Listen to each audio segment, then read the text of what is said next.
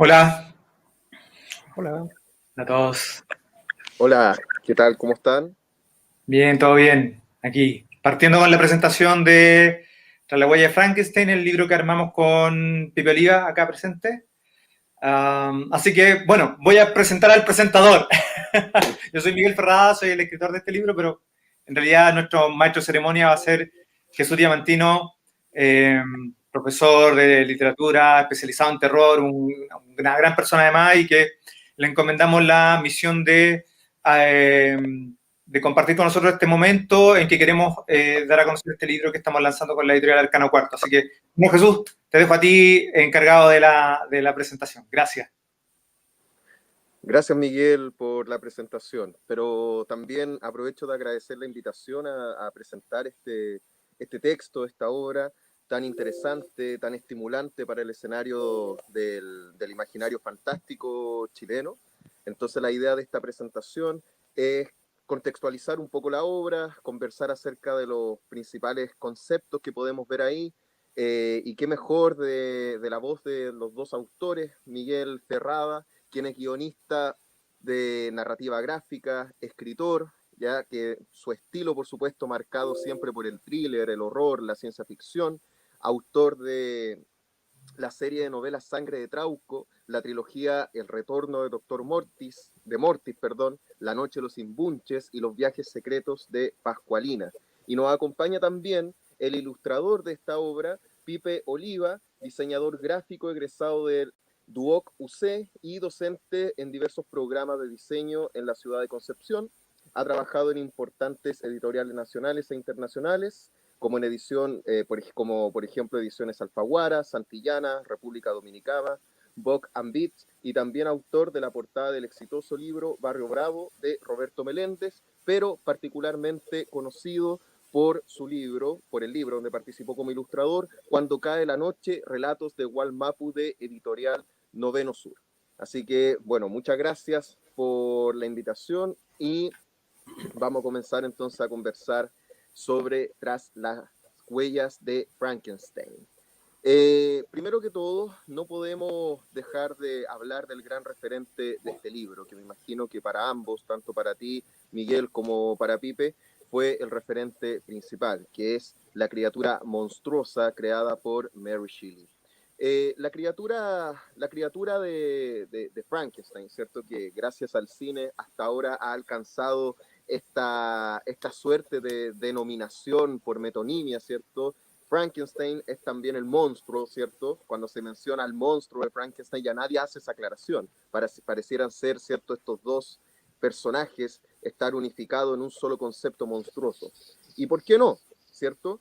Ahora creo que lo interesante de este libro, la gran trascendencia que tiene, es que Mary Shelley instaura el concepto de lo monstruoso para la cultura occidental y, mejor dicho, para la época moderna, ¿no es así? Entonces, ¿qué es lo que pasa con la criatura de Frankenstein? La criatura de Frankenstein es una criatura que se puede observar de diferentes perspectivas. El monstruo, para nosotros, o tradicionalmente, está relacionado con lo físico, está relacionado con aquellos que podemos ver, aquello que atenta contra la naturaleza y por lo tanto nos afrenta, ¿cierto?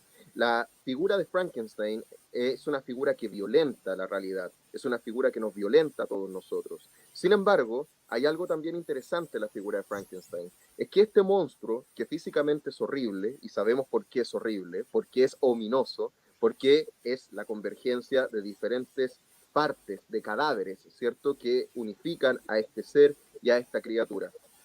Ahora, este monstruo, cuando nace, porque efectivamente es un nacimiento, cuando abre sus ojos amarillos, que Miguel lo recalca en 3 ocasiones en su relato, porque es algo realmente espectacular, cuando la criatura, ¿cierto?, abre los ojos con esa mirada amarilla y mira a su creador, es cuando se produce esta situación de orfandad, ¿cierto? Ahí es cuando Víctor Frankenstein decide abandonar a la criatura y lo deja en la completa soledad. ¿Y por qué no? La soledad del monstruo es probablemente uno de los principales motivadores que hacen, ¿cierto?, que esta criatura actúe después de forma monstruosa, ¿cierto? Y en el relato, en el relato de Miguel, ilustrado por Pipe, podemos ver dos elementos que se están repitiendo, ¿cierto? Dos elementos centrales, la idea de la soledad y la idea del viaje, que también es muy importante, que proviene también del universo gótico. Y con esto, ¿cierto? Después vamos a seguir comentando acerca del escenario del terror en Chile, pero me gustaría comenzar también, me gustaría preguntarle primero a Miguel. Miguel, ¿por qué el monstruo de Frankenstein? ¿Cuál es la fascinación que tú ves en esta criatura para poder construir un relato en función de su imagen monstruosa? Bueno, a mí me gustaría partir haciendo una infidencia al respecto y es el motivo por el cual te invitamos a ser el presentador, es porque este cuento existe en gran parte gracias a una invitación que me hiciste tú a propósito de los 100 años de la novela de Mary Shelley, a escribir un relato sobre Frankenstein.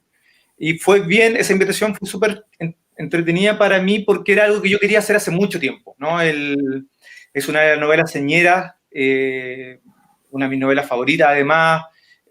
Además me encanta la historia de la concepción de la idea, ¿no? Que esta reunión de poetas en la Villa Diodati, en Ginebra, donde se encierra Mary Shelley, Lord Byron, Percy Shelley, John William Polidori, y ahí nace el monstruo de Frankenstein y nace el vampiro moderno en ese solsticio encerrado, en esos solsticios de verano, pero que era un invierno, porque había erupcionado el volcán Etna y había tapado la atmósfera. Bueno, me estoy derivando un poco. Pero bueno, eso un poco es, ¿no?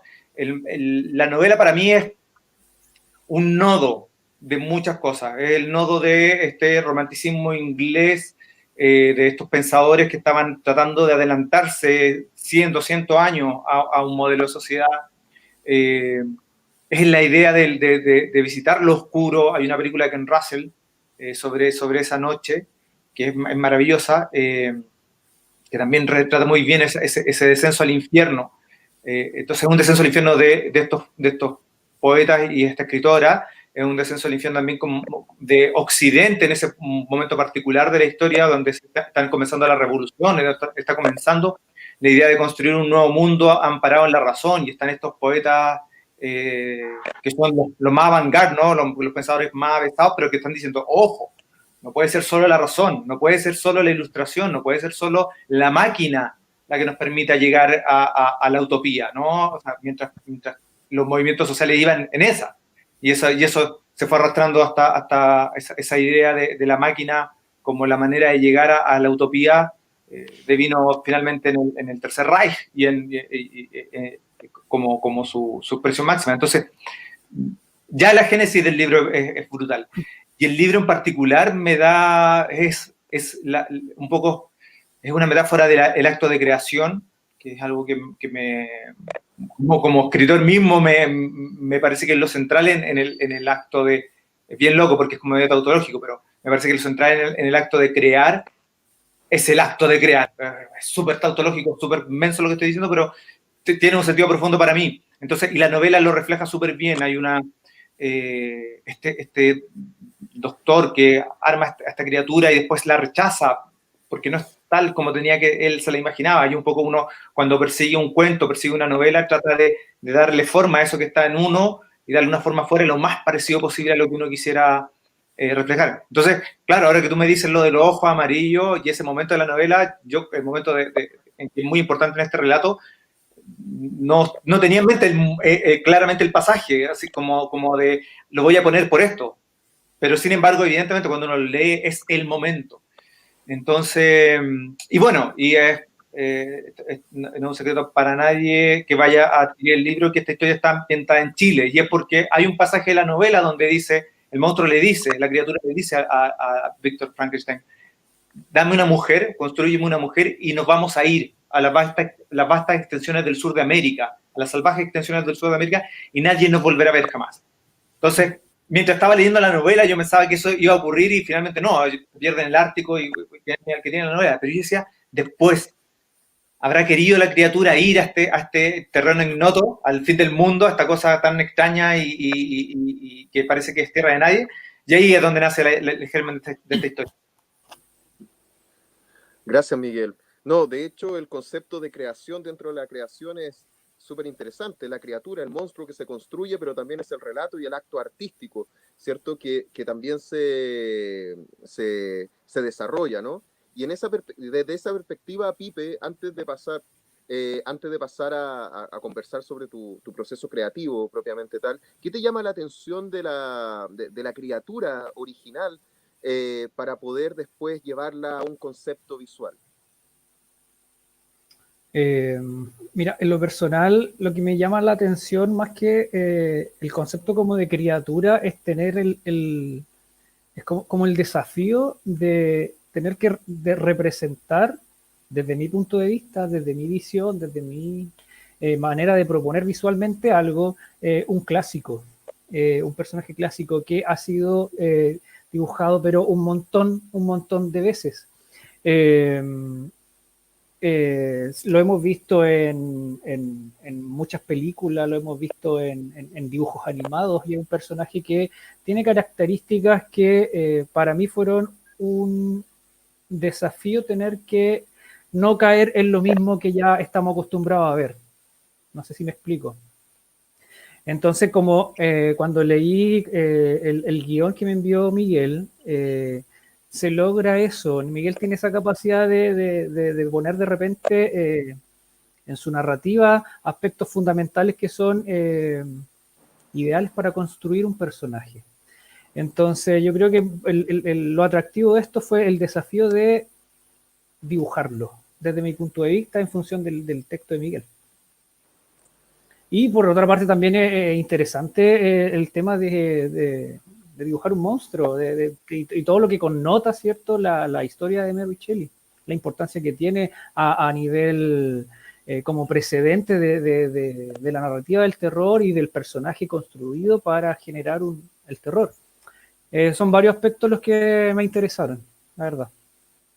Y en ese sentido, Pipe, por ejemplo, ¿te sentiste a lo mejor quizás inspirado en las imágenes del cine o en la misma, o en el caso de la ilustración, en el cómic, como el famoso trabajo de Bernie Wrightson o el reciente Frankenstein de Junji Ito? ¿Hay alguna inspiración para tu trabajo? ¿Quisiste darle, digamos, una modelación en el ámbito nacional, que ya vamos a pasar a hablar de eso, ¿cierto? Correcto. Cuál es la identidad chilena que está ahí presente? Claro, la novela se llama Las vastas extensiones y tiene mucho que ver ese concepto en cómo yo narro visualmente la atmósfera del cuento. El desafío para mí fue también no tanto hacer narrar a los personajes, sino que el ambiente o la ambientación también nos transmitiera ciertas sensaciones. El uso del color también, como lo van a poder ver después, también ayuda a generar esa atmósfera. Con respecto a los referentes, claro, yo recuerdo una de las cosas que me dijo Miguel, así como, la verdad es que el trabajo con Miguel al principio fue, cada uno respetó muy bien su espacio, pero recuerdo que sí me dijo, procura no recaer en los referentes que ya estamos todos acostumbrados a ver.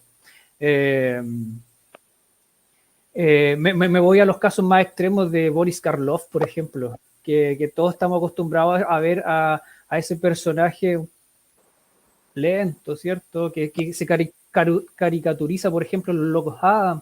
Eh, pero ya han pasado 100 años, más de 100 años, tal vez, desde que se construyó este personaje. Por lo tanto, está viviendo en el extremo sur de Chile. Las adversidades que presenta el clima, las adversidades que presenta vivir o sobrevivir en esa naturaleza, hace que el personaje tenga otra connotación también. Agarra otra manera de, de, de moverse, de sobrevivir, etcétera. Entonces, los referentes con los que estábamos más o menos acostumbrados a trabajar, como que había que sacarlo un poco y generar esta nueva propuesta en función del contexto donde se está narrando la historia. Perfecto. Gracias, Pipe. Y respecto a la misma construcción de la historia y de los temas que se están trabajando ahí, bueno, yo también voy a contar una infidencia. La verdad es que la obra de Miguel, particularmente la reivindicación del Doctor Mortis a través de esta extraordinaria trilogía, editada por Arcano 4, fue lo que me impulsó en mis primeras investigaciones cuando estaba recién incursionando digamos, en mi trabajo como profesor e investigador universitario. Y recuerdo que a Miguel lo conocí una vez, me acerqué a hablar a Miguel en una feria del libro, me acuerdo, en la estación Mapocho, en la Feria Internacional del Libro, y conversamos sobre tu obra, y de ahí en adelante, ¿cierto?, empezamos a tener ya un vínculo un vínculo más bien de intelectual, ¿cierto?, de amistad, pero también es bien interesante cómo la obra de Miguel es también una de las primeras obras que dan cuenta para mí, de los nuevos parámetros, los nuevos paradigmas del terror chileno, iniciados ya desde el 2001 hacia adelante, o sea, desde el siglo XXI en Chile hay un renacimiento del terror, una reconfiguración del terror, de lo fantástico también, de la ciencia ficción. En el fondo, la literatura de imaginación desde el siglo XXI en Chile tiene una ramificación y se torna muy prolífera. Y me atrevo a decir que la obra de Miguel es una de las obras más importantes de esa, digamos, de este renacer del terror, por decirlo así. Particularmente porque considero que los autores que están dentro de la generación, ¿cierto?, de la perspectiva de la misma que está Miguel, Pipe también me imagino dentro de esa sensibilidad artística generacional, también, por ejemplo, incluyo ahí a Francisca Solar, a Francisco Ortega, y entre otros muchos escritores, ¿cierto?, que gracias a las editoriales independientes, ¿cierto?, están ahora, digamos, teniendo voces importantes que se están ahora materializando. Pero dentro de este contexto, una de las cosas que podríamos observar que caracteriza a estos autores es, por ejemplo, la reivindicación de un neogótico, una nueva forma de concebir el gótico. Y en este caso, tanto en lo visual como en las ilustraciones de Pipe, en el relato en cuestión, como también en la narrativa y en los temas que se tratan, está el tema, ¿cierto?, de lo inhóspito, ¿cierto?, la concepción gótica de alejar, ¿cierto?, de la civilización el horror, ¿cierto?, que se desarrolla en un campo de acción totalmente alejado de todos aquellos parámetros que signifiquen lo civilizado. Y eso es un elemento profundamente gótico. Y ahí está la soledad, ahí está el viaje, que proviene también del romanticismo. Y por eso quería preguntarle a ustedes en esta simbiosis creacional, ¿cierto?, en esta simbiosis de creación, ¿cómo ven este tema de la reivindicación del gótico? La idea, por ejemplo, de la lejanía, la idea del viaje, la idea de situar el horror en el confín del mundo. Hoy en día, ¿cómo lo observan?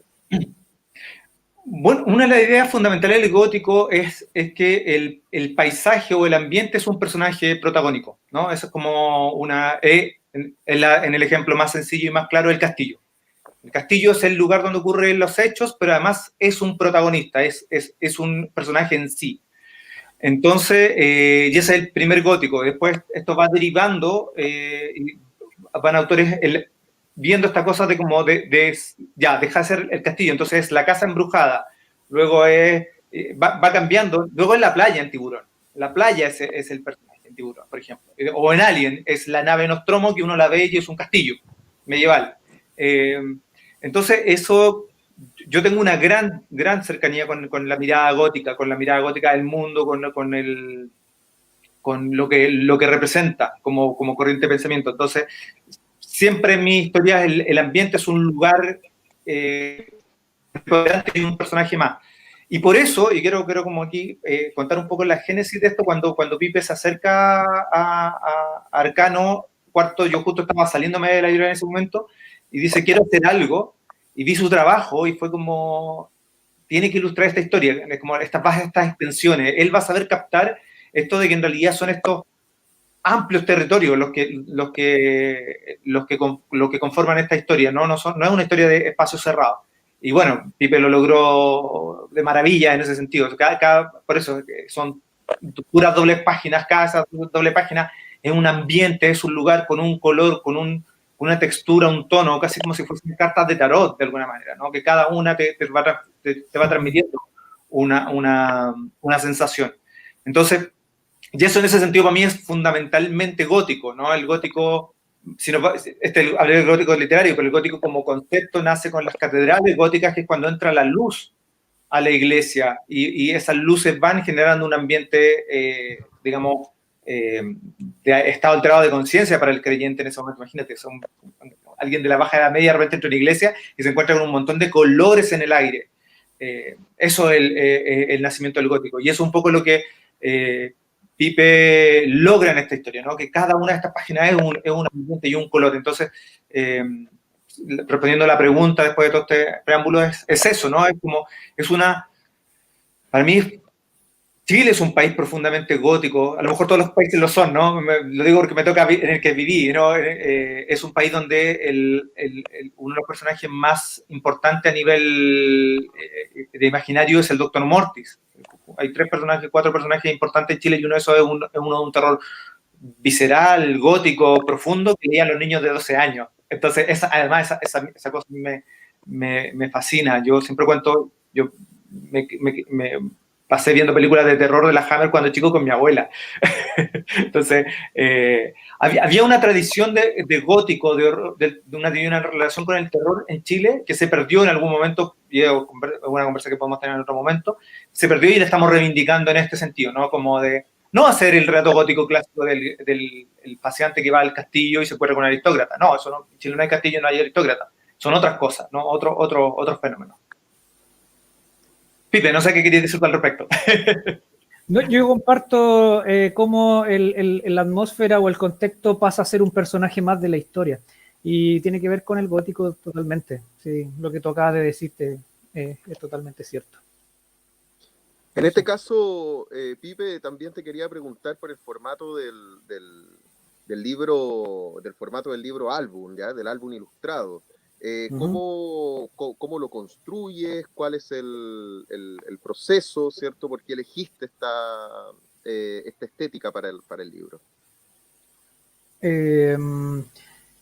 A ver, este libro es la quinta publicación que yo hago como álbum ilustrado. Y la anterior a esta, la que tú mencionas, Cuando cae la noche, vendría siendo la cuarta. Y estas dos últimas corresponden al género del terror. Las otras eran más infantiles. Y el formato de álbum ilustrado tiene algunas características que me gustaría compartirles si es posible.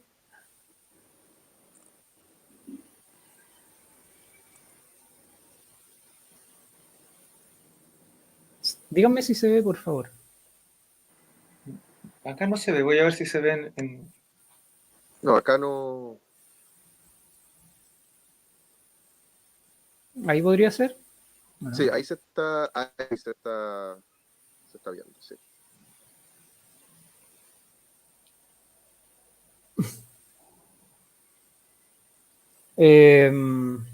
¿Se ve lo que estoy mostrando, no? ¿Sí? Sí. Ya, a ver, dejemos en claro el tema del álbum ilustrado porque me lo han preguntado en otras ocasiones. Dentro de los formatos que tenemos de narrativa, o los que yo por lo menos he manejado o conozco, está el cómics y la novela gráfica. Por otra parte, está el álbum ilustrado, que tiene como característica principal presentar, ¿cierto?, la imagen a 2 páginas o doble página, ¿cierto? Entonces, el texto y la imagen son un complemento.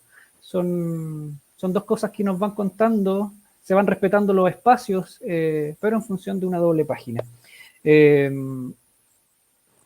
Yo conocí al Miguel hace como unos 8 años atrás, más o menos, acá en Concepción. Vino a lanzar Mortis, leí Mortis, me encantó, y me gustaron mucho las ilustraciones de Ahumada también, son fabulosas. Y en ese tiempo, bueno, yo creo que Miguel no se acuerda, pero le dije, Miguel, te voy a mandar mi portafolio para que lo veas. Bueno, pasaron los años y me envió esto, pues, las vastas extensiones, que como ustedes pueden ver, están separados por color y cada uno de esos colores corresponde a una ilustración, ¿ya? Hay palabras clave que se van sacando para poder generar las acciones.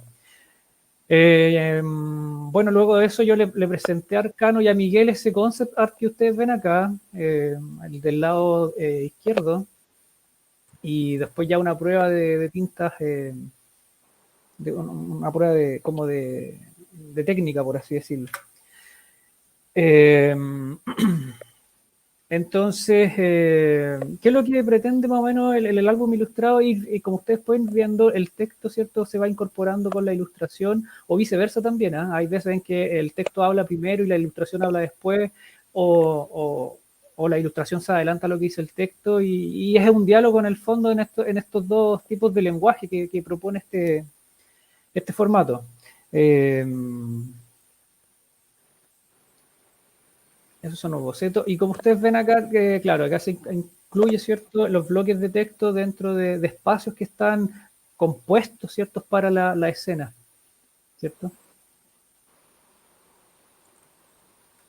Ahí se puede ver un poquito más el tema de la composición a través de estas diagonales o líneas maestras básicas que van construyendo o determinando que en el fondo, si lo ponemos a comparar tal vez con el cómic o la novela gráfica, puede que sean muy similares en propuesta, porque al final cada una de estas segmentaciones que yo voy generando, que no se ven explícitamente estas líneas claramente, ¿cierto? Pero sí la composición lo permite, van generando este diálogo, esta mezcla de lenguaje. Ahora bien, yo me tomo la libertad también de proponer o incluir el globo de texto en algunas partes para que la historia agarre un poquito más de dinamismo. El Miguel, cuando escribe, hace ciertos énfasis o pone de repente diálogos en donde no se verían o no resultaría de buena manera si lo ponemos escrito. Es mejor que los personajes también hablen. Entonces, hay algunas escenas donde el globo de texto aparece. Pero por lo general el álbum ilustrado tiene esa característica de presentar la imagen, ¿cierto?, a doble página y de repente una que otra viñeta que vaya acompañando esta dinámica. O bien, como también propongo en algunas páginas, viñetas a doble página, como es el caso de eso. Y posteriormente luego vendría el color, que también por su parte nos narra y nos cuenta y nos hace sentir, ¿cierto?, esta tensión, esta atmósfera de los hechos como van ocurriendo. El color también narra, el color también nos cuenta una historia, por lo tanto también es importante considerarlo. Eso les quería contar un poquito acerca de cómo fue más o menos el proceso desde el guión, ¿cierto? Desde que llega el guión, cómo se genera el concept y después cómo se va diagramando las páginas. Miguel se encargó de poner los textos y de que porque estas son páginas que están como en bruto todavía. Pero eso a grandes rasgos,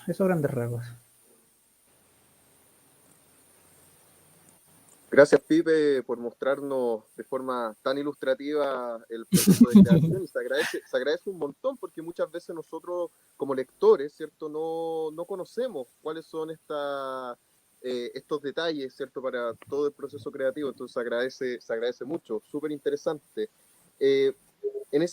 También siguiendo la idea de este proceso creativo, ¿cierto?, respecto al relato en cuestión, es el relato también que toma como base a uno de los personajes que sirven para ensamblar la historia, pero de forma enmarcada en la obra original, quien es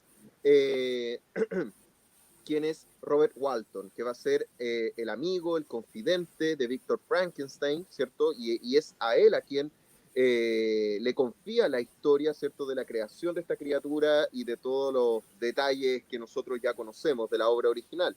Sin embargo, va a ser él, ¿cierto?, la base, ¿cierto?, para esta historia, y el viaje, la incursión que va a tomar también su nieto, el señor Walton, quien llega a las tierras vastas del sur persiguiendo esta criatura.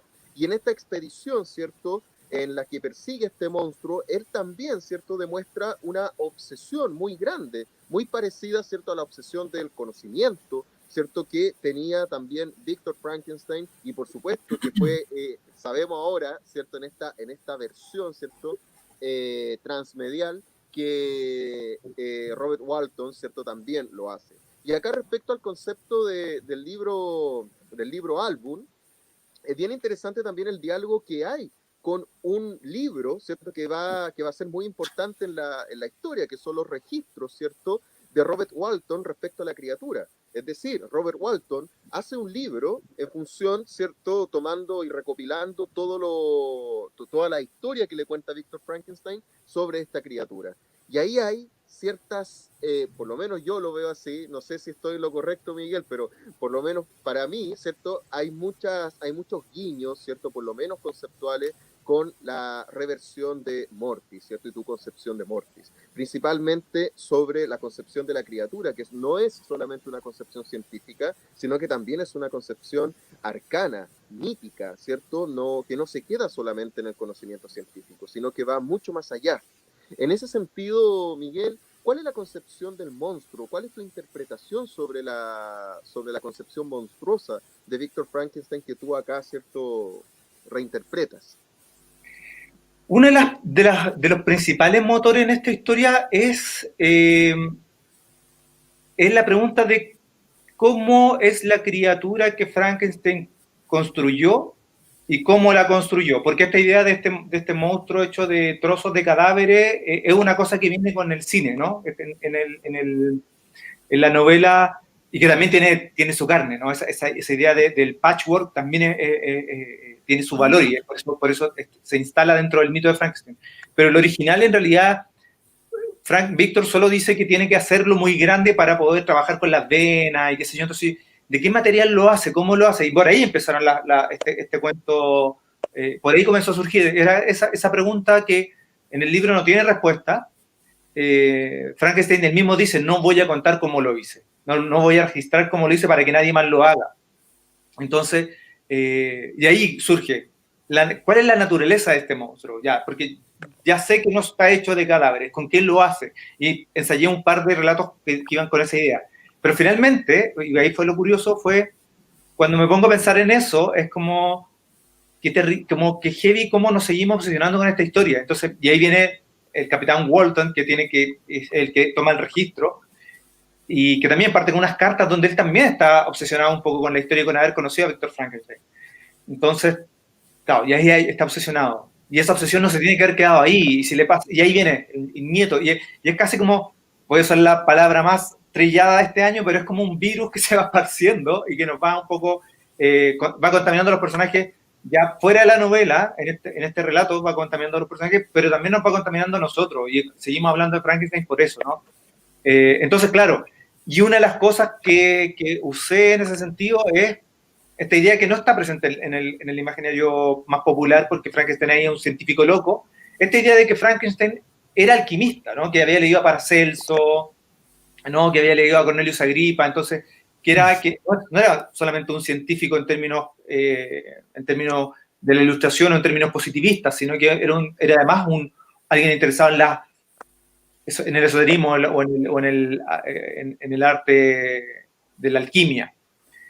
Entonces ahí también fue para mí como lo construyo este relato desde ahí, que es un mundo del cual yo estoy súper imbuido, además, por mi trabajo con Morty y por un montón de otras cosas. Entonces era, si Frankenstein usó también alquimia, no solo ciencia, no solo ensamblar cadáveres, sino que además ocupó algo de alquimia en esto. Entonces ahí donde surge esta nueva interpretación, y es donde Pipe agarra súper bien esas cosas, sin nunca ser también como muy explícito, porque también como que es bien loco, porque escribir este cuento fue un proceso. Yo lo escribí a mano en una libreta como si fuese el chico, el protagonista, lo escribí completo a mano. Y lo iba escribiendo como si fuese él. Entonces, muchas cosas saltaron después. Mira, esto está relacionado con él. Era como que casi, como me basé en el recuerdo que tenía la novela más que en la novela en sí. Y surgieron esas cosas. Entonces, también era como, yo creo que él tampoco va a escribir cómo se construyó el monstruo. Nadie quiere, y ninguno quiere contarlo. Y es como que, y el Pipe, sin que yo se lo dijera, también fue muy rico trabajar con Pipe, que en realidad yo a veces me sentía medio mal porque casi que no le daba instrucciones, pero era porque yo sentía que en esa cosa de que él tomó el texto y le daba, está canalizando. ¿Para qué me meto yo? ¿Cachai? Salvo en 2, 3 cosas muy puntuales. Pero el resto era, por ejemplo, también están los símbolos alquímicos, están estos planos, pero cómo se arma, ¿cachai? Es como esa cosa a mí me gustaba mucho, esa cosa elusiva, ¿no? Que es como este monstruo que está perdido en el sur de Chile, entre los bosques, que no, si lo queremos encontrar, no lo vamos a encontrar. Entonces hay que salir a buscarlo. A ver si así nos encuentra. Genial, Miguel. Y de hecho, le voy a hacer una pregunta a Pipe en función también de una cita que quiero leerles del texto. Especialmente es una cita que a mí me gusta mucho porque a mí me encanta me encantan las diferentes concepciones monstruosas en el arte. Y acá, claro, esperaba cuál es tu visión, cierto, textual sobre lo monstruoso. Y es muy interesante cómo esta misma visión que tú trasladas acá, y que lo voy a leer, se va después, cierto, a la imagen visual y hay una correlación muy, muy armónica y natural. Leo, cito entonces. Sus proporciones, pese a que sus dimensiones eran mayores a las de un ser humano, eran de una armonía imposible, de esas que atribuimos a ángeles y semidioses. Y a pesar de esa armonía, no había belleza en él. Eso inefable que habita en cada uno de nosotros, esa chispa divina que anima nuestros cuerpos, estaba ausente. Su semblante era el de los recién fallecidos, una carcasa vacía, sus miembros del color tumefacto de los cadáveres, cuyo reino era el de lo inerte e inmóvil. Esa es la descripción que hace el narrador cuando ve directamente a la criatura. No les vamos a decir en qué momento, porque es un momento clave del cuento para que lo lean y lo descubran, pero en una descripción así, Pipe, ¿cómo tú trabajas a partir de una descripción tan orgánica? ¿Fue fácil hacerlo? ¿Fue un desafío a partir de la concepción monstruosa que nos muestra acá el narrador? Sí, fue un desafío porque, como te decía antes, lo primero es salirse de todo lo que estamos acostumbrados a ver y cómo en el fondo yo resuelvo desde mi perspectiva, desde mis referentes, desde mi manera de ver el terror, desde mi manera de ver o de interpretar el texto de Miguel, cómo logro generar el personaje más importante de la historia. Si bien es cierto, la historia es de Mr. Walton, todos esperamos ver el monstruo, que al igual que Mary Shelley, en muy pocas ocasiones aparece, ¿cierto?, descrito o se nombra muy pocas veces, ni siquiera se nombra por su nombre. Entonces, en este cuento también, la historia, en muy pocas páginas aparece el monstruo, pero en esas páginas donde sí aparece, trato de lucirme, ¿cierto? Hay una parte en donde se enfrenta Mr. Walton y el monstruo, ¿cierto? Y hay otra parte en donde el monstruo también ejecuta una acción, ¿cierto? En donde ya lo presento de cuerpo completo en comparación a un objeto que está atrás, que es la casa, y ya después de primer plano, en donde se le aprecian los detalles de su monstruosidad, de su cara, de sus dientes, de su textura. Y eso lo describe muy bien Miguel también, entonces eso fomenta, digamos, el imaginario. Eso. Perfecto, Pipe. Miguel, y respecto a eso mismo, no, yo no puedo dejar de preguntarte esta frase. Dice, era de una armonía imposible, de esas que atribuimos a ángeles y semidiosas. Wow, eso se escapa absolutamente, ¿cierto?, de la novela original. Es otra concepción de lo monstruoso. Por favor, háblanos de eso. ¿Cuál es tu visión? ¿En qué estás pensando cuando...? ¿Sabes? Yo no siento que se escape tanto. Yo recuerdo que me gustó mucho escribir esta novela con el recuerdo o sea, este cuento con el recuerdo de la novela más que con la novela misma. Entonces, no sé, podría ir a buscar la cita y ver si estoy en lo correcto. Pero el recuerdo mío es que efectivamente, por lo menos la intención de Víctor Frankenstein era construir algo bello. Entonces, y teniendo en cuenta de este personaje que está creado por Mary Shelley, que es de este movimiento romántico, que son los que están poniendo las alertas con respecto al racionalismo, me parecía que Víctor Frankenstein iba a tomar la idea de lo clásico como lo bello, ¿no? Medidas perfectas, todo muy proporcionado, y que eso era lo que iba a construir.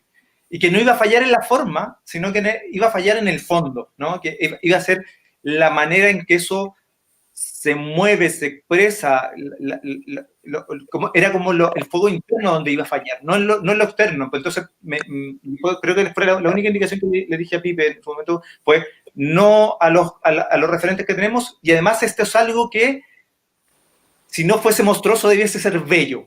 Es bien loco, bien como, si no fuésemos un monstruo, esto sería lo más hermoso que viésemos. Es un poco la idea. Son esas tonteras que a mí se me ocurre como explicar a los dibujantes y los pongo en esos aprietos y afortunadamente salen súper bien de ahí, pero claro, me parecía que lo monstruoso no tenía que ver con lo deforme ni con la exageración lo monstruoso siempre es como una exageración o una deformación o una multiplicación.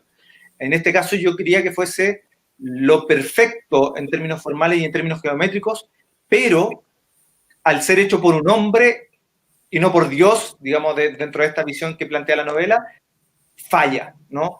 Tiene mucho que ver también con lo que me pasa a mí cuando veo un cadáver, sobre todo de un ser querido, ¿no? Ya no está ahí. Está el cuerpo, pero ya no está ahí. Es como, y eso que esa persona con la cual tú te relacionabas y hablabas y veías, de repente se transforma solamente en una.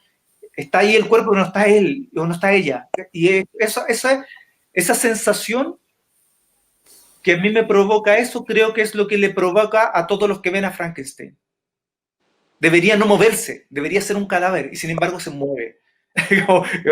Parece una cita que me acaba de surgir, pero y sin embargo se mueve. Y yo creo que eso es lo monstruoso. No es que el monstruo sea feo. Y eso es como, a mi juicio, es lo que ocurre en la novela, y creo que sí, fui fiel no estoy proponiendo nada que no esté en la novela, a lo mejor estoy leyendo en entre líneas yo por haberla leído unas cuantas veces y además estar súper compenetrado de lo que era la vida de Mary Shelley en ese momento particular de su vida y a posteriori y antes, ¿no? Entonces puede que esté añadiendo capas que vienen de otros lados, pero intenté ser fiel a lo que yo sentía que era el monstruo. Es una mirada también bastante arquetípica, ¿cierto?, sobre la concepción monstruosa. Eso lo hace súper interesante, ¿no? Ahora,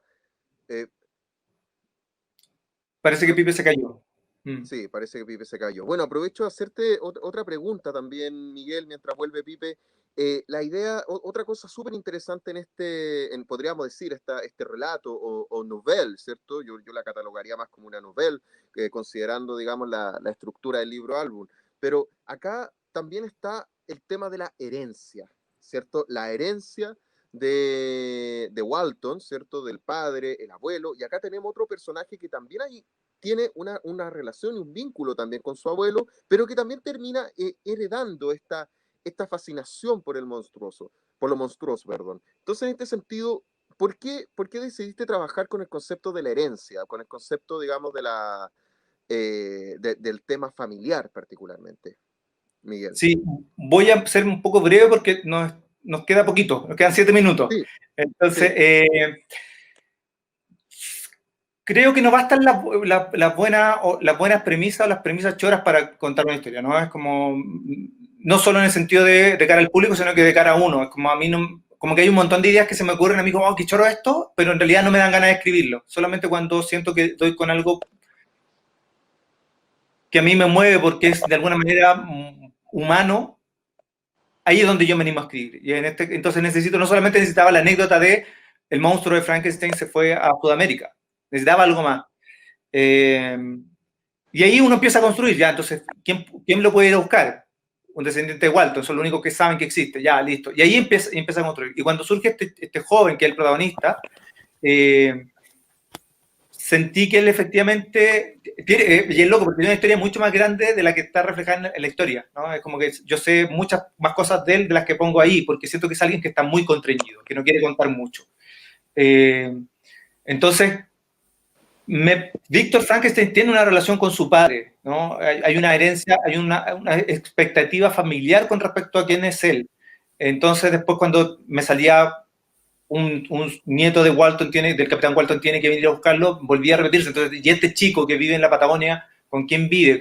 Y la herencia vuelve como finalmente como que siempre los seres humanos somos personas que estamos arrastrando lo que viene de nuestra familia, queramos o no queramos, ¿no? Entonces me parecía que ese era un poco el tema y muchas veces nos volvemos obsesivos, como Víctor Frankenstein es el personaje obsesivo por excelencia, y este otro personaje también se vuelve obsesivo con esto, que le toca de refilón.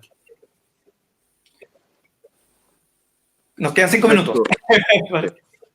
Sí, bueno, y en estos 5 minutos, aprovechando que volvió Pipe, me gustaría pedirles también que respecto al libro y a a las personas que nos están escuchando, que nos están viendo, me gustaría ¿por qué recomendamos este libro? ¿Qué es lo que a ustedes como artistas fue lo más gratificante de trabajar en él? ¿Y qué creen ustedes que podrían compartir con el público lector de Arcano en este caso? Pipe. Ya. Oye, me caí, no sé si se dieron cuenta, se me desconectó la cosa, pero ya estoy acá. A mí personalmente, primero el desafío de dibujar un clásico fue lo primero que me motivó. Segundo, seguir dentro más o menos de este género del terror, que es una cuestión que me gusta hace muchos años. Trabajar con Miguel también fue una cuestión fue una muy buena relación de trabajo, no solamente con Miguel, sino que con todo el equipo de Arcano. Entonces, fueron varios factores que asimismo, como la alquimia, se juntaron y formaron este libro. Yo creo que es un tremendo producto que costó que saliera, oye, porque esto lo íbamos a lanzar el año pasado, pero por temas de la contingencia, el estallido social, también se retrasó, en fin. Entonces es un libro que costó mucho que saliera, pero bueno, yo lo vi el PDF como quedó al final y está, pero fino, un tremendo material que hicimos. Sí, bueno, yo primero, o sea, antes para que no se me quede el tiempo, quiero darle gracias a Pipe por la confianza y por plasmar esta historia. Fue como un gusto. A la Claudia Vial, que es la editora, por estar coordinando ahí todas las cosas. Así que fue, de nuevo, fue un trabajo que lo pasé muy bien. Y yo siento que esta historia como que me cuesta valorarla, me cuesta ponerle una valoración porque creo que es una historia que tiene, yo la publiqué en Facebook hace un tiempo por ponerla y empezó a compartirla a la gente y leer la gente que no me conocía a mí, que simplemente le aparecía mientras iba al metro, se la compartían y la empezaba a leer y me empezaba a escribir. Algo tiene que yo no lo puedo explicar mi proceso creativo, pero el efecto que provoca afuera, no sé, pero algo pasa. Así que por eso lo invito, porque además con el trabajo que hizo Pipe, digamos, de esta construcción gráfica de lo que le adota es de verdad un libro muy bonito, es una maravilla cómo quedó. Así que nada, eso. No me cabe duda. Yo también aprovecho de recomendar este gran relato, realmente un gran trabajo, es fascinante. Es realmente un gusto leerlo, especialmente para todos los aficionados a la literatura de terror, al cine de terror, al terror en general. Es un trabajo realmente muy interesante y muy representativo de esta tendencia, ¿cierto?, de la literatura chilena a reivindicar el terror que tanta falta hace, ¿cierto?, representarlo artísticamente. Así que, bueno, ya con estas palabras me gustaría también invitar a a todas las personas que nos están viendo y nos están oyendo a leer literatura chilena principalmente, leer literatura de terror chilena,